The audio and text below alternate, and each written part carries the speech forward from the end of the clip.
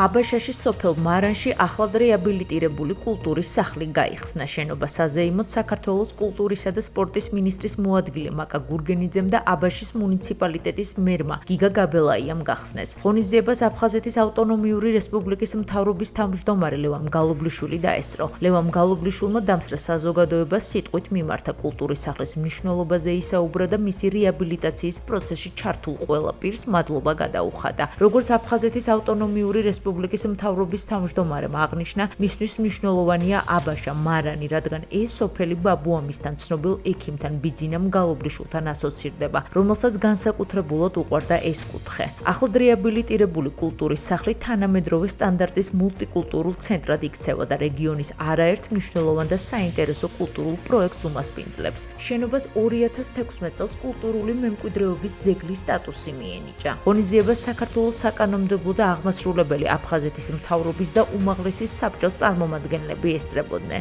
იმავე დღეს აფხაზეთის მთავრობის წევრებთან, საკანონმდებლო და აღმასრულებელი ხელისუფლების წარმომადგენლებთან ერთად სოფელ მარანში აფხაზეთის ავტონომიური რესპუბლიკის მთავრობის თავმჯდომარემ ლევან გალობლიშვილმა მისი ბაბუის აფხაზეთის ომში გმირულად დაღუპული ბიძინამ გალობლიშვილის საფლავთან მისხსოვნას კიდევ ერთხელ მიაგო პატივი. აბაშის მუნიციპალიტეტში ძალიან მნიშვნელოვანი დღეა, კერძოდ სოფელ მარანში გაიხსნა მრავალფუნქციური კულტურული სახლი.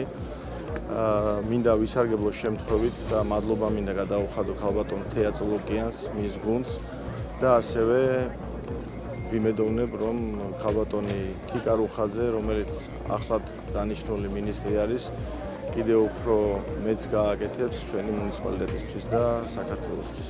ჩვენთვის მნიშვნელოვანია რეგიონების განვითარებისთვის, რეგიონებში მსგავსი კულტურული ცენტრების შენარჩუნება, აღდგენა და ამ მიმართულებით სამინისტრო მომავალ წლებშიც აქტიურად გააგრძელებს მუშაობას. ძალიან დიდი მადლობა ჩართულ მხარეებს, ქალბატონ თეა წულუკიანს, სააგენტოს, ყველა იმ უწყებას, ადამიანთა ჯგუფს, ვინც ჩართული იყო აღნიშნული პროექტის განხორციელებაში. კულტურის სახლის დაფინანსება განახორციელა კულტურისა და სპორტის სამინისტრომ, სრულად რეაბილიტირებული იქნა. ამ კულტურის სახლის რეაბილიტაციით ისარგებლებს არაერთი მოზარდი, არაერთი ახალგაზრდა.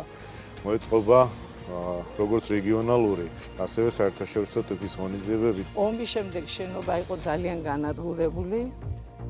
დღეს კი აღფრთოვანებული ვარ, რადგან წილათა ბედნიერება, რომ სოფლისთვის აი ასეთი დღესასწაული მიმელოცა.